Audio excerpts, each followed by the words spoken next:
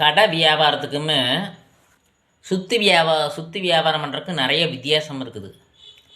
நினைப்பீங்க கடை வச்சுக்கிறீங்களா 5000 போட்டாலும் லாபத்தை எடுக்க முடியாது, 50,000 போட்டாலும் லாபத்தை எடுக்க முடியாது, 5 லட்சத்தை போட்டாலும் லாபத்தை எடுக்க முடியாது, 50 லட்சத்தை போட்டாலும் லாபத்தை எடுக்க முடியாது, 5 கோடி போட்டாலும் லாபத்தை எடுக்க முடியாது, 50 கோடி போட்டாலும் லாபத்தை எடுக்க முடியாது.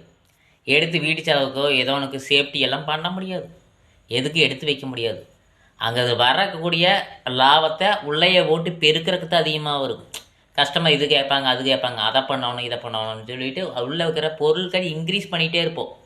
நம்மளுக்கு உண்டான செலவுகள், குடும்ப செலவுகள் இதெல்லாம் வந்துட்டு அதுலேருந்தும் பார்க்க முடியாது.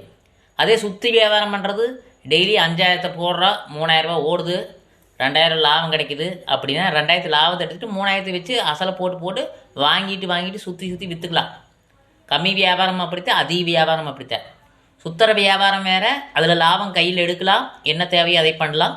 ஏன்னா கடையில் அது பண்ண முடியாது.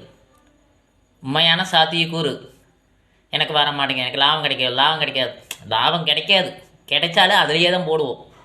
அதில் ஆள் சம்பளம் கொடுக்காத கூட எல்லாமே அதிலேயே தான் வரும். அதுலேருந்து ₹1 எடுத்து வைக்க முடியாது, லாபம் கிடைக்குன்னு நினைக்கவே முடியாது.